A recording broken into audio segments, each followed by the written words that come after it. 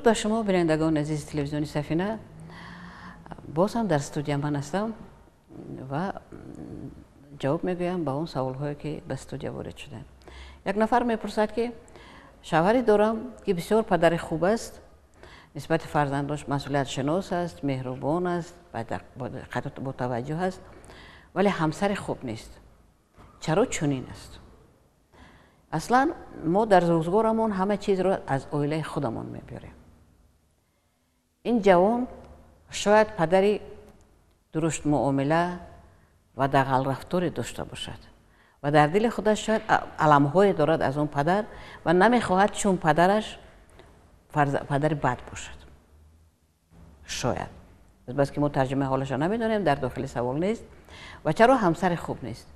زیرا او طرز همسر خوب بودن یا نبودن رو از همون پدر گرفته است. ما معمولا در زندگی وقتی که تربیت میشویم چند اصولی به تربیت فرزند تاثیر رساننده است. یکی از آنها صحبت باشد. ما گمان میکنیم که همین نصیحت و مصلحت همه کار بود میکند. نه، قسمت اساسی 80% اطلاع رو انسان با چشمش میگیرد، نه با گوشش. آن چیزی رو که میبیند عیناً در مغزش همون چیز شخ میشود، اون برنامه میشد، استوار میشد و از روی اون این آدم زندگی میکند. شما یک بار از او پرسید که او مهربانی پدرش رو با مادرش دیده است یا نه؟ شما یک بار از او پرسید که مادرش در زندگی از شوهر خودش تا چه اندازه رضا بود، چگونه همسر بود اون؟ اگر این چیز رو ندیده باشد پیدا کردنش مشکل است. و شاید دوام سوال شاید معمولا مردم میخوان که حل مسئله رو پیدا کنند. اگر که خواهید، اگر که شوهرتون به گردن گیرد روزه شود، نزد یک روانشناس عائله روید تا که معین کرده شود که این برنامه هایی که در مغز او جا گرفتند تو چه اندازه قوی هستند.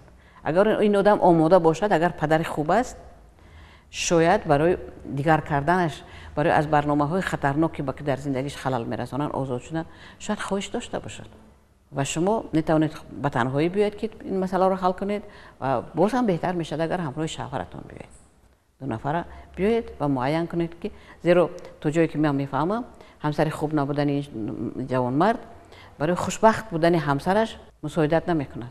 پس اگر همسر خوب نیست، بی توجه است، دغل معامله است، شاید دشنا میکند، شاید طلبات همسرش رو نمیشناسد، عقلش نمیگیرد، به نظر نمیگیرد، پس این زن خوشبخت نیست اگر که چنین سوال داده است. و اون مرد خوب باید داند که برای که فرزندش خوشبخت باشند تنها مهربانی خودش کفایه نیست، خوشبختی مادرش برای آنها خیلی زمینه قوی است. اگر این چیز رو درک کند شاید مناسبتش دیگر شود.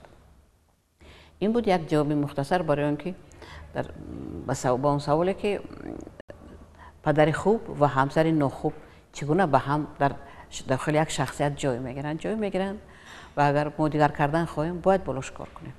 تا صحبتی دیگر در برنامه های آینده.